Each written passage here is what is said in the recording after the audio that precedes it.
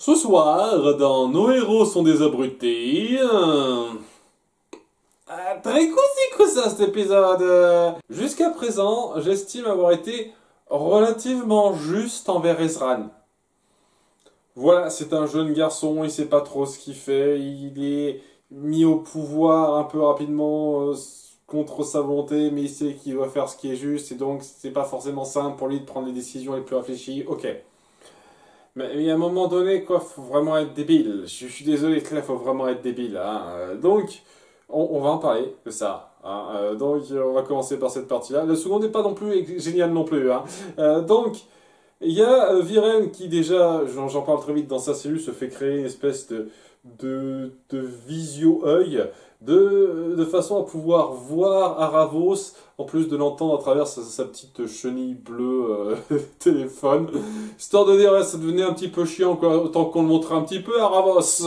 Ok, je vois pas ce que ça apporte, hein, à part que bon, peut-être qu'il lui mimera des trucs, mais maintenant il sera plus présent visuellement. Le plan en question, c'est que le prince Kastef, j'ai relu son nom il y a 20 secondes pour pas l'oublier, pose un ultimatum à Ezran. Il vient devant lui et il dit soit vous êtes avec nous, soit vous êtes contre nous. Il y a 3 royaumes qui veulent se frotter à Xadia, et si vous voulez pas vous joindre à nous, on va épuiser une partie de notre armée contre la vôtre de façon à être moins puissant contre Xadia. C'est une manœuvre très intelligente. Hein. Très intelligente, hein. Waouh! Il vous empêchait pas de passer, de faire votre armée pour y aller, hein. Il voulait juste la paix, mais je pense pas qu'il vous aurait attaqué. Mais le truc avec ça, c'est que c'est une manipulation. Voilà, donc il pose cet ultimatum, on va vous attaquer, on fait pas enfermer le prince ou quoi que ce soit à Ketaf pour ce genre de truc. Et il est un petit peu, il a un peu de mal à accepter ça. Ezra dit qu'est-ce qui va se passer, est-ce qu'on va pouvoir s'en sortir et au prix de combien de vies surtout. Parce que oui, il y a sa conseillère qui dit ok, avec notre force, nous sommes un petit peu là.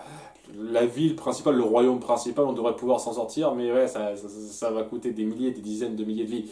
Et Ezran, il veut pas trop ça. Et c'est là qu'il y a donc le mec qu'on a vu approcher avec Ezaf pour aller voir Viren, qui approche Ezran pour lui dire et j'ai un plan pour que, j'ai une solution pour qu'il n'y ait pas de mort. Et il va suivre cette solution. Cette solution, je vais vous dire dans pas longtemps ce que c'est, mais avant... étant donné qu'il prend une décision super délicate, de sacrifice, etc., il se rend auprès du pâtissier. Il y a vraiment un truc récurrent avec lui, quoi. Au tout début de la série, ils adoraient lui voler des espèces de tartes. Là, maintenant, ils viennent le voir parce qu'ils adorent manger ces tartes et il se dit que ce serait le meilleur pour s'occuper de son animal de compagnie. Parce qu'il fait des tartes qu'il aime bouffer, quoi. Waouh! Quelle considération pour mettre à patte, qu'est-ce qu'il définit les bouffées. Voilà, c'est pour ça que je te confie au pâtissier. C'est super joli, hein, ça m'a ému à un niveau, hein, vous savez même pas à quel point. Donc, il fait ça et il décide de suivre ce que le mec lui a dit de faire. C'est-à-dire que je vais me rendre de façon à ce que il n'y ait pas de diffusion de sang. Donc vous épargnerez tout le monde, ceux qui ne voulaient pas se battre, vous laisserez voir les leurs, etc., etc. Pas de problème, ok, très bien. Et donc je me range, je dépose la couronne, je me fais enfermer, et à la place, vous allez mettre Viren. Ok. Viren qui sera donc totalement à l'opposé du plan que tu avais au départ. Et qui va faire perdurer cette guerre qui va coûter encore plus de vie que ce que ça n'aurait coûté d'empêcher les autres de passer. Et j'ai même envie de dire, c'était beaucoup plus logique, quitte à être forcé de suivre la voie de la guerre, de représenter ton peuple plutôt que Viren. Parce que Viren pourrait être beaucoup plus vicieux dans son approche. T'aurais juste pu dire, ok, vous nous forcez la main, on va participer à cette guerre malgré nous, et il doit empêcher pendant un temps la mort de ces soldats. Parce que là, il va rien faire. C'est un truc qu'il aurait pu essayer de faire. Ses conseillers sont débiles, putain. Sa chef conseillère et Corvus, ils servent à rien. ils servent à que dalle, putain, quoi. Ils sont censés avoir de l'expérience et putain, ils sont juste là pour dire, hey, on est avec vous, faites ce qui est bien, hein. C'est plus ou moins ça, quoi. C'est naze. C'est tellement naze, quoi.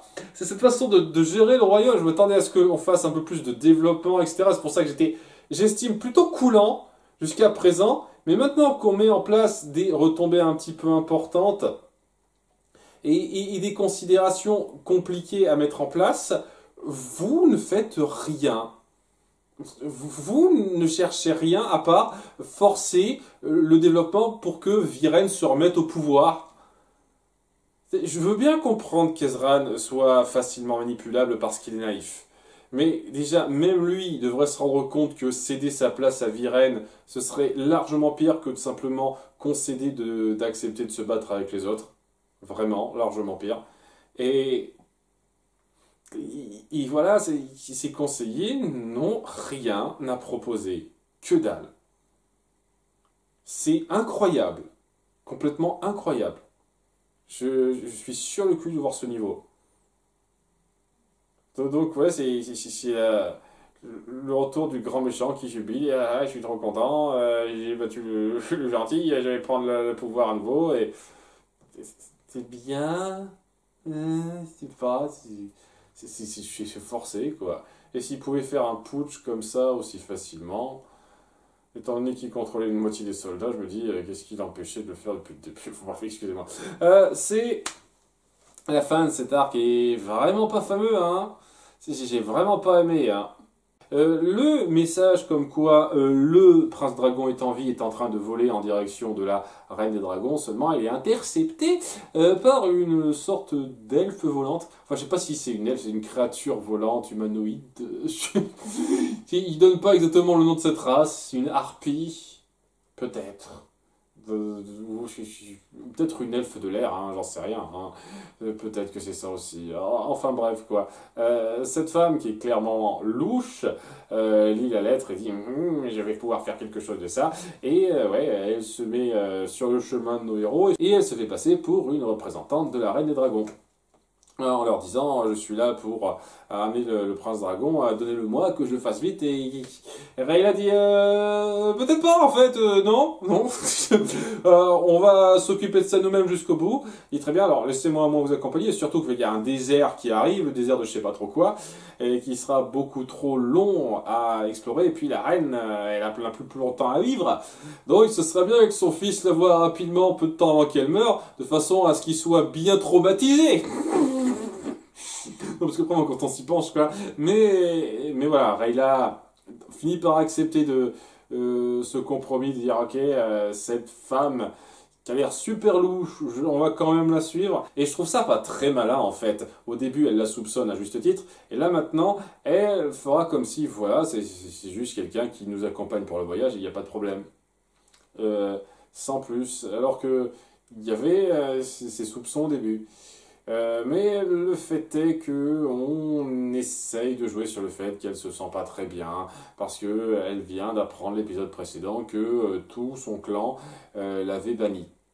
Pour une raison stupide, je leur dis, hein, c'est un truc que je trouve assez grossier. Et donc elle essaye de pas montrer que c'est la triste, alors que Callum essaye de la faire s'ouvrir.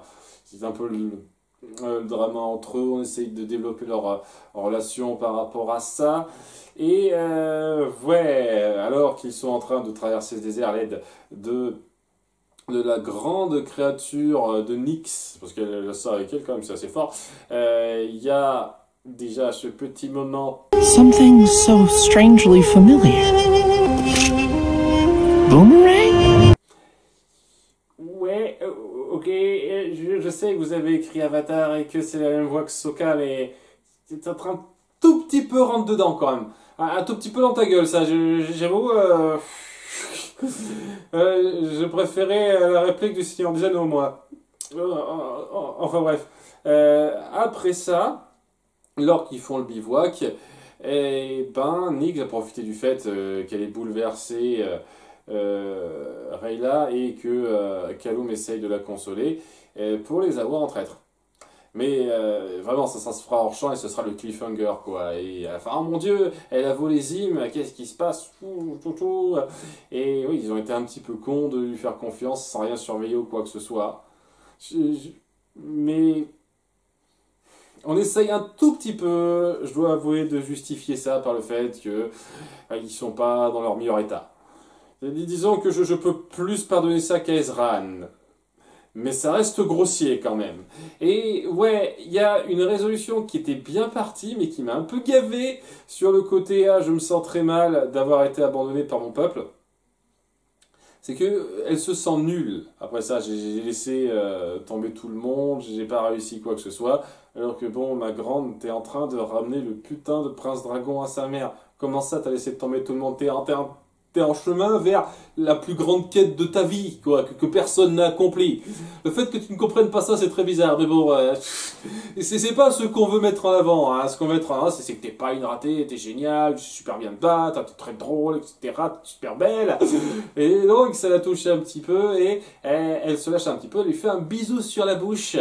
Tu dis, ça se concrétise, relativement tôt, hein, je m'attendais à ce que ça vienne plus tard, et oui, ça viendra plus tard, parce que on va créer une espèce de quiproquo où Callum se dit je m'attendais pas à ça, et où elle croit qu'en fait il pensait pas vraiment à elle romantiquement, alors que si, c'est juste qu'il le présente tellement mal et il n'ose pas avouer quelque chose alors que c'était un aveu clairement son acte, que ça fout le malaise et qu'elle dit on parle pas de ça, on parle plus jamais de ça, et ils sont en froid à cet égard là, ce qui veut dire que ça va être complètement reporté à plus tard.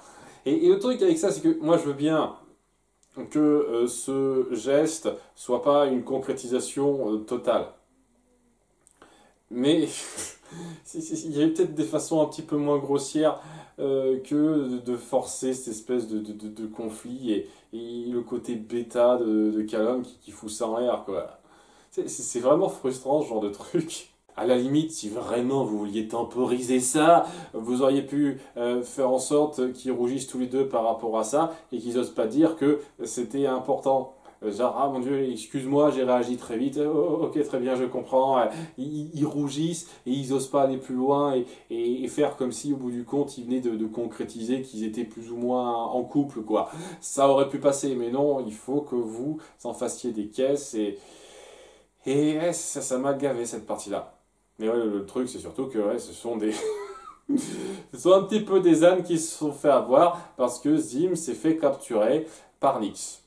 Enfin, capturer... Je sais pas comment ça se passera, ça, parce que, bon, ça reste un bébé dragon qui est pas ultra puissant, mais il va peut-être pas bêtement se laisser faire. Mais bon, on verra, hein. Et puis bon, j'imagine que ça va pas durer des masses, hein, cette capture. Je pense que d'ici la fin de l'épisode suivant, ce sera réglé. Je pense. Allez savoir, hein, peut-être que ça va être un grand changeur de donne, comme le moment de la capture d'Appa dans la saison 2 de Avatar. Et qu'ils auront plus Zim, et que ça va être super compliqué, ça va faire un gros détour, etc. Peut-être hein, que vous oserez tacler quelque chose qui veut dire quelque chose de fort sur la durée. Mais c'est vraiment... Et j'ai envie de dire le problème qui se ressent avec cette partie-là, mais surtout la première. Vraiment, Ezran rend sa couronne alors qu'on l'aura vu gouverner pendant 3 épisodes. 2 épisodes et demi, j'ai envie de dire même, parce que voilà, il a à peine fait quoi que ce soit en tant que roi dans cet épisode-là. Et même dans l'épisode précédent, il a juste fait un discours à la con pendant 1 minute, c'est pas le passé, et après on n'a rien fait sur lui, quoi. Donc on n'a fait rien du tout de ce Ezran roi, en fait, et des possibilités qu'il y avait à faire autour de ça, et je trouve ça franchement dommage. L'épisode 2, pour autant qu'il avait quelques morceaux grossiers, avait quand même les prémices de quelque chose de pas dégueulasse et c'était bien géré, et c'est ça que vous en faites. Alors, je me doute qu'il y a possibilité qu'ils reprennent la couronne et que ce soit davantage exploité par la suite, c'est tout ce que j'espère, mais sur le coup, c'est pas ce que vous voulez mettre en avant. Vous forcez beaucoup trop rapidement des rebondissements de ce genre, parce que j'ai le sentiment que vous voulez trop raconter de trucs en une saison de 9 épisodes. C'était pareil les 2 cas précédents, et ça va être pareil cette saison-là. C'est un peu irritant, quoi. Vous pouvez y aller mollo, ou alors faire moins d'intrigues. Si vraiment vous avez une durée limitée pour raconter certains trucs. Non, parce que quitte à partir là-dessus, vous auriez juste pu dire que Ezran essaye de faire quelque chose, et puis paf, Viren fait un sale coup magique qui lui fait prendre les rênes, et Ezran ne peut rien faire dès le début. Vous faites pas ce délire qui dure 3 épisodes, va-t-il y arriver ou pas, il essaye un truc mais ça marche pas. Je veux dire, ça sert à quoi? À rien. Au bout du compte, puisque Ezran n'aura pas brillé une seule putain de seconde, quoi. Donc ouais, c'est très frustrant, hein. J'ai pas des masses appréciées cet épisode, hein. Et je sais pas, étant donné que ça force tellement de trucs, je sais pas si je vais beaucoup apprécier euh, les résolutions, les suivis qu'il y aura dans les épisodes suivants à cause de ça. Parce que c'est grossier, surtout la partie Viren et Ezran, quoi. C'est trop grossier pour moi. À bientôt pour l'épisode 5. Bye.